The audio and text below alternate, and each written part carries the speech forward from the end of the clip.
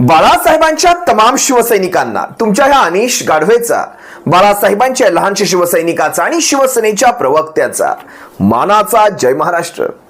आज तुम्हा सर्वांशी लोकसभेच्या एका अशा मतदारसंघाविषयी मला चर्चा करायची आहे, ज्या मतदारसंघाकडे सर्वांच्याच नजरा अशा टिकलेल्या असतात, सर्वांचेच कान असे वटारलेले असतात की ह्या मतदारसंघामध्ये नेमकं काय चाललंय। कारण लक्षात घ्या, या महाराष्ट्रामध्ये या गलिच्छ राजकारणाची सुरुवात, या गद्दारीची सुरुवात जर कुठून झाली असेल तर ती आहे ठाण्यामधनं। त्यामुळे आज तुम्हा सर्वांशी मी ठाणे लोकसभा मतदारसंघ याविषयी चर्चा करणार आहे। आज तशी गोष्ट देखील घडली। ठाणे लोकसभा मतदारसंघामध्ये महायुतीचे उमेदवार म्हणून रवी फाटकांचं नाव चर्चेमध्ये येते, रवींद्र फाटकांचं नाव चर्चेमध्ये येते। त्यामुळे तुम्हा सर्वांना ठाणे लोकसभा मतदारसंघाचं गणित आज मी तुम्हाला थोडक्यात समजावून सांगतो आणि ह्या गणितानंतर रवी फाटकांच्या बाबतीत नेमकं काय घडणार आहे, भविष्यामध्ये 2-3 महिन्यानंतर नेमकं काय घडणार आहे याचा अंदाज तुम्हा सर्वांना येईल। लक्षात घ्या, ठाणे लोकसभा मतदारसंघ खऱ्या अर्थाने बाळासाहेबांचा आणि दिघे साहेबांचा हा ठाणे जिल्हा, ज्या ठाणे जिल्ह्याने शिवसेनेला सर्वप्रथम सत्ता दिली, या ठाण्यामध्ये खऱ्या अर्थाने शिवसेना वाढली, रुजली, फुलली। सबंध ठाणे जिल्हा असेल म्हणजे पूर्वीचा संपूर्ण ठाणे जिल्हा पालघर सहित त्यावेळेस विधानसभेच्या जवळपास 18 जागा या ठाण्यातनं जायच्या। आता विचार करा, दिघे साहेबांचा हा ठाणे जिल्हा, बाळासाहेबांचा हा ठाणे जिल्हा हा कायम शिवसेनेचा बालेकिल्ला राहिला होता। या ठाण्यामध्ये कशी शिवसेना संपत चालली होती। एकनाथ शिंदे ज्यावेळेस ठाण्याचे जिल्हा प्रमुख होते, त्यांनी कसा हा ठाणे जिल्हा 18 विधानसभांवरून 2 ते 2.5 विधानसभांपर्यंत घेऊन आले, अशा प्रकारे एक शिवसेनेचा ऱ्हास करत आले होते। आणि हे स्वतःला म्हणतात आम्ही ठाण्यामध्ये शिवसेना वाढवली। यांनी ठाण्यामध्ये शिवसेना नाही वाढवली, यांनी ठाण्यामध्ये जर वाढवले असेल तर आपले लाभार्थी, आपले कार्यकर्ते, स्वतःचे मोजके कार्यकर्ते वाढवले, स्वतःचे लाभार्थी कॉन्ट्रॅक्टर वाढवले। आता ह्या ठाणे लोकसभा मतदारसंघाविषयी तुम्हाला काही गोष्टी सांगतो। हा ठाणे लोकसभा मतदारसंघ पूर्वीपासून शिवसेनेकडे नव्हता, हा होता भारतीय जनता पक्षाकडे। आता बाळासाहेबांना आग्रह केला, दिघे साहेबांनी बाळासाहेबांकडे आग्रह केला की हा ठाणे लोकसभा मतदारसंघ आम्ही निवडून आणू शकतो बाळासाहेब, इथे सगळ्यात जास्त नगरसेवक आपले, मग हा ठाणे लोकसभा मतदारसंघ हा आपल्याकडेच असायला हवा। दिघे साहेबांनी हट्टाने बाळासाहेबांकडून हा मतदारसंघ मागवून घेतला आणि शिवसेनेने हट्टाने तो निवडून आणून देखील दाखवला। त्यावेळेस प्रकाशजी परांजपे शिवसेनेचे ठाण्याचे पहिले खासदार झाले। तुम्हा सर्वांसमोर तो इतिहास आहे। प्रकाशजी परांजपे नंतर त्यांचे पुत्र ज्यावेळेस तिथे पोटनिवडणूक लागली, आनंदजी परांजपे, या आनंद परांजपेंना त्यावेळेस पोटनिवडणुकीत घवघवीत असं यश मिळालं आणि तो मतदारसंघ पुन्हा शिवसेनेकडेच राहिला। त्यानंतर आनंद परांजपे कुठे गेले तुम्ही सर्वांनी पाहिलं। एकनाथ शिंदेच्या राजकारणाने आनंद परांजपेंचा बळी घेतला। 2009 साली विद्यमान खासदारांचं म्हणजे आनंद परांजपेंचं तिकीट कापण्यात आलं। अशा प्रकारची एकनाथ शिंदेंनी व्यूहरचना केली, आनंद परांजपेंचं बरोबर तिकीट कापण्यात आलं आणि स्वतःच्या मर्जीतले स्वतःचे समर्थक विजय चौगुले यांना ते तिकीट देण्यात आलं 2009च्या लोकसभा निवडणुकांमध्ये। त्यावेळेस तुम्ही सर्वांनी पाहिलं असाल, विजय चौगुलेंचा 1 ते 1.5 लाख मतांनी पराभव झाला। त्यावेळेस संजीव नाईक, डॉक्टर संजीव नाईक राष्ट्रवादीतर्फे खासदार म्हणून ठाणे लोकसभेमध्ये निवडून आले। पुढच्या वेळेस मात्र शिवसेनेने विजय चौगुलेंना हे तिकीट दिलं नाही। त्याही वेळेस असा प्रचार करण्यात आला की विजय चौगुलेंच्या बाबतीत प्रचार नाही केला गेला, विजय चौगुलेंना मदत नाही केली गेली। हा प्रचार, हा अपप्रचार एकनाथ शिंदेंनी केला होता। ठीक आहे, पण 2014 साली शिवसेनेने पुन्हा विजय चौगुलेंना तिकीट दिलं नाही आणि ही सगळ्यात चांगली गोष्ट केली। 2014 साली त्यावेळेस राजनजी विचारे साहेब, आता राजन विचारे साहेबांबद्दल, शिवसेना नेते राजनजी विचारे साहेबांबद्दल तुम्हाला काय वेगळा त्यांचा परिचय करून देण्यात यावा। दिघे साहेबांच्या मुशीत वाढलेलं हे नेतृत्व, अगदी दिघे साहेबांचे पट्ट शिष्य म्हटलं तरी जराही वावगं ठरू नये असे हे राजनजी विचारे साहेब। त्यांनी अगदी तळापासून काम केलं शिवसेनेमध्ये। ते नगरसेवकही राहिले, ते महापौरही झाले, शिवसेनेमध्ये 2009 साली आमदार देखील राहिले। त्यानंतर तुम्ही विचार करा, 2014 ला प्रथमच लोकसभेच्या रिंगणात उतरले आणि राजनजी विचारे साहेब शिवसेना नेते यांनी स्वतःचं नेतृत्व सिद्ध केलं। 2014 साली शिवसेनेचे ठाणे लोकसभेचे खासदार म्हणून देशाच्या सर्वोच्च सभागृहात जाऊन बसले, संसदेत जाऊन बसले आणि भरघोस मतांनी आनंद परांजपेंचा त्यांनी त्यावेळेस पराभव केला। राष्ट्रवादी काँग्रेस पक्षाच्या आनंद परांजपेंना जवळपास 3.5 ते 4 लाख मतांनी पराभव पत्करावा लागला होता। ही वस्तुस्थिती आहे। 2019 साली ठाणे लोकसभा मतदारसंघ अशा प्रकारे गाजला महाराष्ट्रामध्ये, कारण 48 लोकसभा मतदार क्षेत्रांपैकी ठाणे हा एकमेव असा मतदारसंघ होता जिथे दुसऱ्या क्रमांकाच्या उमेदवाराला म्हणजे आनंद परांजपेंना जवळपास 3.5 ते 4 लाख मतांची शॉर्टेज होती। विचार करा, तुम्हाला वाटत असेल अनुकूल परिस्थिती होती, शिवसेनेचं ठाण आहे, अनुकूल परिस्थिती आहे. पण लक्षात घ्या, परिस्थिती जरी अनुकूल असली तरी माणसं प्रतिकूल होती. त्याही वेळेस एकनाथ शिंदेंनी काय खेळी केली होती माहितीये तुम्हाला? स्वतःच्या मुलाच्या प्रचारासाठी कल्याण लोकसभा मतदारसंघामध्ये मी सांगतोय तुम्हाला, ठाण्यातून सगळी निवडणुकीची फळी ही कल्याणमध्ये कामाला लावली होती. कारण स्वतःच्या मुलाचा घवघवीत असा विजय व्हावा यासाठी सारी निवडणुकीची फळी ही कल्याणमध्ये कामाला लावली. ठाण्यामध्ये कुणालाच ठेवलं नाही. म्हणजे विचार करा तुम्ही. मला ह्या गोष्टीचं नवल वाटतं, कोतं मन असावं पण किती असावं. सारं काही आपल्यालाच हवं, साऱ्या सत्ता आपल्याच घरात हव्यात. आपल्याकडे आमदारकी हवी, आपल्याकडे सारी महत्वाची खाती हवी, आपल्याकडे मंत्रीपद हवी आणि आपल्याच घरात मुलाला खासदारकी देखील हवी. याला म्हणतात कोत्या मनाचं लक्षण. एवढं सारं देऊन देखील तुम्ही पाहिलात सगळ्यांनी काय झालं. असो, आज तुम्हाला ज्या महत्वाच्या विषयावर मला माहिती द्यायची तो आहे ठाणे लोकसभा मतदारसंघ. आणि या ठाणे लोकसभा मतदारसंघामध्ये कशा प्रकारे रवींद्र फाटकांचा बळी दिला जातोय. होय, मी अगदी जबाबदारीने शब्द वापरतो, बळी दिला जातोय. खरं पाहिलं तर शिवसैनिकांच्या डोक्यामध्ये रवींद्र फाटकांविषयी तेवढीच तिडीक आहे. कारण ज्या माणसाला बोलणी करण्यासाठी साहेबांनी दूत म्हणून धाडलं होतं, तुम्ही पाहिलं असाल, रवींद्र फाटकांना शेवटचं दूत म्हणून धाडलं होतं, ते रवींद्र फाटक तिकडेच राहिले. त्यामुळे शिवसैनिकांच्या डोक्यामध्ये ते आहेतच आहेत. पण ठीक आहे, काही का असे ना, एक बळीचा बकरा रवींद्र फाटकांचा होणार आहे. बरं, रवींद्र फाटकांचा हा बळीचा बकरा काही आज पहिल्यांदा होत नाहीये. मी तुम्हाला बरीचशी माहिती सांगणार आहे आज रवींद्र फाटकांविषयी. विचार करा, 2014 साली ज्यावेळेस शिवसेनेची आणि भारतीय जनता पक्षाची युती तुटली होती, सगळ्यात प्रथम युती तुटली होती, ह्याच रवींद्र फाटकांना ठाण्यातून म्हणजे ठाणे विधानसभा क्षेत्रातून ज्यावेळेस आपण आमदारकीला उतरवलं होतं, त्यावेळेस संजय केळकर निवडून आले होते. तुम्हाला सर्वांना माहिती आहे, भारतीय जनता पक्षाचे संजय केळकर. या संजय केळकरांच्या विरोधात ज्यावेळेस रवी फाटक उभे होते, रवींद्र फाटक उभे होते, या रवींद्र फाटकांना पाडायचं काम, होय मी जबाबदारीने सांगतोय, रवींद्र फाटकांना पाडायचं काम भारतीय जनता पक्षापेक्षा जास्त जर कुणी केलं असेल तर ते नरेश मस्केंना विचारा कुणी केलं, एकनाथजी शिंदेंना विचारा कुणी केलं. कारण रवींद्र फाटकांना पाडायचं काम हे स्वतः रवींद्र फाटक देखील जाणतात, हे स्वतः प्रताप सरनाईक देखील जाणतात कुणी केलं होतं रवींद्र फाटकांना पाडायचं काम. कसे कुठे बसून आडाके बेत आखले गेले होते रवींद्र फाटकांना पाडायचे. आज तेच फाटक यांचे गुणगान गातायत, एकनाथ शिंदे शिवसेनेचे नेते आणि ठाण्याचे नेते वगैरे वगैरे म्हणत सुटले. ठीक आहे, हरकत नाही, तो त्यांचा भाग राहिला, आपण त्याच्यात अजिबात इंटरेस्टेड नाही. पण ह्यांचा अशा प्रकारे बऱ्याचदा कार्यक्रम करण्यात आलाय. आता तुम्हाला सांगतो नवीन काय, ह्या कहाणीमध्ये नवीन ट्विस्ट कुठून आलाय. ठाण्याची लोकसभा भारतीय जनता पक्ष, लक्षात घ्या, कधीही सर्वेशिवाय कुठलं काम करत नाही.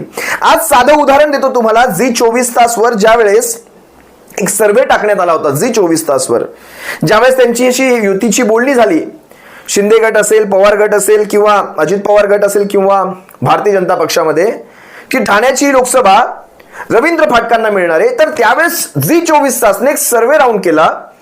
त्या सर्वेची तुम्ही मतं पाहिली असतील ना, त्या सर्वेमध्ये 10% रवींद्र फाटक आणि 90% राजनजी विचारे. म्हणजे विचार करा तुम्ही, जर सर्वेमध्ये लोकांचं इतकं पॉझिटिव्ह मत आहे तर खऱ्या अर्थाने ठाण्यातलं मत कसं असेल. तुम्हाला मगाशीच सांगितलं, भारतीय जनता पक्ष सर्वेशिवाय कुठल्याही जागेवर आपला उमेदवार उभा करत नाही. अगदी ठाण्याचंही तसंच आहे.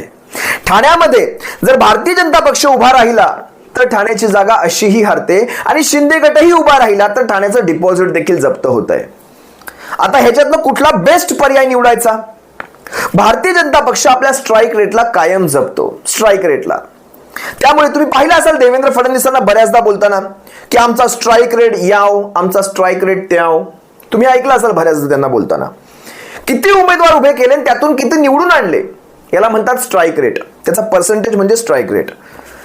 ठाणे लोकसभा जर आपल्याला दिसते की ठाणे लोकसभा हरते, कशाला उमेदवार उभा करा. त्यापेक्षा ही ठाणे लोकसभा देऊन अशा कुठल्या तरी जागा मागवून घेता येतील जिथे भारतीय जनता पक्ष आपला उमेदवार निवडून आणू शकेल. अशा जागा मागवून घेता येऊ शकतात, अशा प्रकारची बोलणी केली जाऊ शकतात. शिंदे गटाच्या माथ्यावर ठाणे लोकसभा मारली आणि शिंदे गटाची अवस्था अशी, म्हणजे दाखवूही शकत नाही, असं जागेचं दुःख नाही ते दाखवूही शकत नाही आणि लपवूही शकत नाही.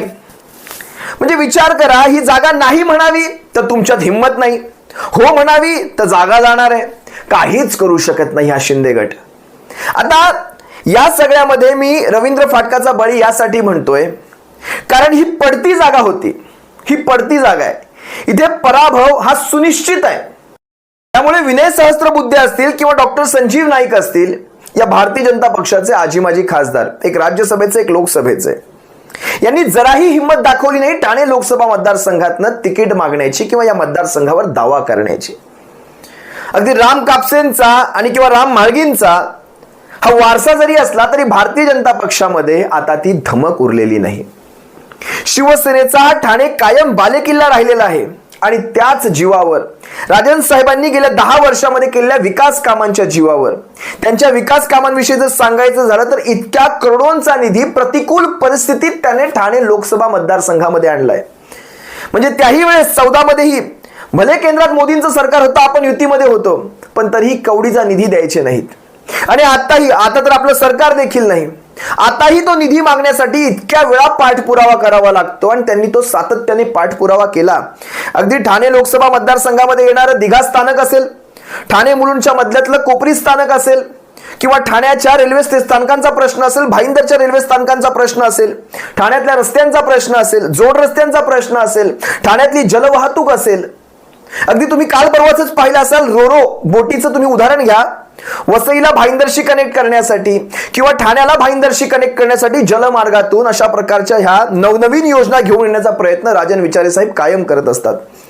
ही विकास कामांची शिदोरी ठाण्याच्या या निष्ठावंत मावळ्याला, शिवसेनेच्या या निष्ठावंत मावळ्याला पुन्हा एकदा लोकसभेचा, ठाणे लोकसभेचा तो विजयी गुलाल लावण्यासाठी, जवळपास तिसऱ्यांदा तो विजयी गुलाल लावण्यासाठी पुरेशी आहे. आमच्या कामांच्या जीवावर, आम्ही केलेल्या मेहनतीच्या जीवावर, शिवसेनेने ठाणे लोकसभा मतदारसंघात केलेल्या विकास कामांच्या जीवावर ठाणे लोकसभा पुन्हा एकदा शिवसेनेकडे येणार, यात कुठलंही दुमत नाही. पण एवढंच नाही, बाळासाहेबांची पुण्याई, दिघे साहेबांची पुण्याई, कारण ठाणे हा कायम शिवसेनेचा बालेकिल्ला राहिलेला आहे. आणि सगळ्यात महत्वाचं म्हणजे लक्षात घ्या, सगळ्यात महत्वाचं, सध्या महाविकास आघाडी तर आहेच, काँग्रेस असेल, राष्ट्रवादी काँग्रेस असेल, इतर सहकारी पक्ष, या सगळ्यांची वज्रमूठ करून शिवसेना ठाणे लोकसभा मतदारसंघामध्ये एक झंझावात तयार करेल. त्याच्याही पलीकडे जाऊन तुम्हाला काही महत्वाच्या गोष्टी सांगायच्या आहेत. या ठाणे मतदारसंघामध्येच खऱ्या अर्थाने गद्दारीची सुरुवात जर कुठून झाली असेल तर त्या ठाणे जिल्ह्यामधून झाली. ठाणे जिल्हा म्हणण्यापेक्षा ठाण्याच्या कोपरी 5 पाखाडीमधून झाली, जो ठाणे लोकसभेचा एक भाग येतो. ठाणेकरांना एक वेगळी चीड आहे, सबंध ठाणेकरांना, विशेषतः मी ठाणेकरांचं नाव घेतो, एक वेगळी चीड आहे. कारण एक डाग लागलाय ठाण्याच्या चरित्रावर, एक डाग लागलाय ह्या गद्दारीचा, आणि हा डाग ठाणेकर निष्ठेने धुवून काढायचा प्रयत्न करणार. खरं तर ठाणेकर हा निवडणुकांची वाट पाहतोय, ठाणेकराला कोणी गृहीत धरू नये. घराघरात बसलेला लाखो ठाणेकर निवडणुकांची वाट पाहतोय, कारण तो बोलू शकत नाही. पण हे त्याला गृहीत धरून चाललेत की ठाणेकर आमच्याशिवाय जाणार कुठे आहे. जो बोलतो त्याला संपवलं जातं हे ठाणेकराला माहिती आहे. ठाणेकर वेगळ्या पद्धतीने कार्यक्रम करणार. आज ठाण्यामध्ये गल्ली बोळांमध्ये ज्यावेळेस चर्चा घडतात, एकमेकांमध्ये चर्चा घडतात, त्यावेळेस शिवसेनेच्या बाबतीत जे झालंय त्याच्याविषयी ठाणेकर चीड व्यक्त करतो. ठीक आहे, आज तुमच्याकडे सत्ता असतील, पद असतील, पैसा असतील, या सगळ्याच्या जीवावर तुम्ही सारी परिस्थिती मारून नेताय, पण ज्यावेळेस खऱ्या अर्थाने निवडणुका लागणार त्यावेळेस मात्र ठाणेकर तुमचा कार्यक्रम नक्की करणार. तुमच्यात जर खरंच एवढाच आत्मविश्वास होता, एवढीच धमक होती, तर रवींद्र फाटकाऐवजी श्रीकांत शिंदेचं नाव जाहीर करून टाकायला पाहिजे होतं. कारण तुम्हाला माहितीये अशा प्रकारचं डिपॉझिट जमा होईल या श्रीकांत शिंदेचं ठाणे लोकसभा मतदारसंघातनं, आणि पराभवानंतर तोंड दाखवायलाही जागा उरणार नाही. आणि युवराजांचा पराभव आणि तोही ठाण्यातनं, हे अशा प्रकारचे कलंक माथ्यावर पडले असते. गटतट सारा विखुरला जाणार आहे. 2-3 महिन्यांसाठी हा गटतट तुम्हाला दिसेल. निवडणुकांनंतर हा गटतट सारच्या सारं विखुरलं जाणार आहे. यांच्या डोक्यावरचं ज्यावेळेस ते मुख्यमंत्री पद जाईल ना, तो राजेशाही मुकुट जाईल ना, त्यावेळेस हा गटतट कसा शाबूत राहतो हेच पाहायचंय. यांच्यामध्ये एवढी धमक असती तर स्वतःच्या युवराजांना, एवढा सेफ मतदारसंघ होता ठाणे, तर का बरं तिथून उतरवत नाही. त्यांना माहितीये बळीचा बकरा द्यायचा, चला रवींद्र फाटकाला पकडूया. बळीचा बकराच होणार आहे रवींद्र फाटकांचा. बरं, असं पण नाहीये की फक्त ठाणे लोकसभा मतदारसंघातनं शिंदे गटाचा पराभव होणार आहे. पराभव तर कल्याण लोकसभा मतदारसंघात देखील होणार आहे, पण कमीत कमी तिथे एक कारण देता येऊ शकतं की भारतीय जनता पक्षाने आम्हाला सहकार्य केलं नाही, यांच्या कुठल्याच पदाधिकाऱ्याने आम्हाला सहकार्य केलं नाही, त्यामुळे आमचा पराभव झाला. ते पराभवाचं खापर दुसऱ्याच्या माथी कल्याण लोकसभा मतदारसंघामध्ये फोडता येऊ शकतं आणि त्यासाठीच युवराजांसाठी त्यांनी तो मतदारसंघ ठेवलेला आहे. ठाणे लोकसभा मतदारसंघात तेही कारण देऊ शकत नाहीत आणि इतकी बडी बेइज्जती हा शिंदे गट किती सहन करेल मला माहित नाही. आता ठाणे लोकसभा मतदारसंघामध्ये बेलापूर असेल, ऐरोली असेल, ठाणे शहर असेल, कोपरी, पाचपाखडी, उळा, माजीवडा आणि मीरा भाईंदर असे 6 विधानसभांचे मतदारसंघ येतात. 6 विधानसभांपैकी 4 विधानसभा या भारतीय जनता पक्षाच्या ताब्यात आहेत आणि 2 विधानसभा या शिंदे टोळीच्या ताब्यात आहेत. 4 विधानसभांवर आपलं वर्चस्व असताना, बरं 2 विधानसभांवर शिंदे टोळीचं वर्चस्व असताना, म्हणजे आमदारांच्या संख्येच्या बाबतीत म्हणतोय बरं मी, कुठलंही वर्चस्व यांचं नाही, असं असताना देखील या दोघांचीही हिंमत होत नाही. ना भारतीय जनता पक्षातला कुठला माईचा लाल पुढे येतोय, छाती ठोकपणे सांगतोय की होय ही ठाणे लोकसभा मी लढवेल आणि मी जिंकून आलेल. ना शिंदे टोळीतला कुठला माईचा लाल पुढे येतोय आणि छाती ठोकपणे सांगतोय की होय ठाणे लोकसभा मी जिंकून आलेल. इथेच खऱ्या अर्थाने विजय झालेला आहे. या ठाणे लोकसभा मतदारसंघामध्ये शिंदे टोळी ही पळ काढायचा प्रयत्न करते आणि भारतीय जनता पक्ष ही पळ काढायचा प्रयत्न करते. इथेच खऱ्या अर्थाने शिवसेनेचा विजय झालेला आहे. राजनजी विचारे साहेबांना न भूतो न भविष्यती इतकं असं भरघोस मतदान यावेळेस होईल. जे मागच्या वेळेस 7.5 लाखांचं मतदान झालं होतं, 7,49,000चं मतदान झालं होतं, ते जवळपास या सध्याच्या परिस्थितीमध्ये चिडलेल्या मतदारांच्या संख्येला पाहता हे मतदान जवळपास 10 लाखांच्या पुढेही जाण्याची शक्यता आहे. न भूतो न भविष्यती इतकं असं भरघोस मतदान यावेळेस राजनजी विचारे साहेब घेतील आणि पुन्हा एकदा 48 लोकसभा मतदारसंघांपैकी ठाणे हा एकमेव मतदारसंघ असेल जिथे सर्वाधिक मतदान, या महाराष्ट्राच्या 48 लोकसभांपैकी सर्वाधिक मतदान हे नोंदवलं गेलेलं असेल. नवी मुंबई, ठाणे, मीरा भाईंदर या 3ही महानगरातनं सर्वाधिक मतदान हे विचारे साहेबांच्या नावावर नोंदवलं गेलं असेल, याची तुम्हाला मी आजच खात्री देतो. तुर्तास तुम्हा सर्वांची रजा घेतो. तुम्ही फाटक उभे करा, तुम्ही विनय सहस्त्रबुद्धे उभे करा, तुम्ही संजय केळकर उभे करा, तुम्ही एकनाथ शिंदेंना उभे करा, तुम्ही श्रीकांत शिंदे उभे करा, तुम्हाला ज्याला उभं करायचंय त्याला उभं करा. ठाणे लोकसभा मतदारसंघ हा कायम शिवसेनेचाच राहणार आणि ठाणे लोकसभेचे पुढचे खासदार शिवसेना नेते राजनजी विचारे साहेबच असणार. तुर्तास तुम्हा सर्वांची रजा घेतो. सप्रेम जय महाराष्ट्र. बाळासाहेबांच्या शिवसैनिकांनो, काळजी.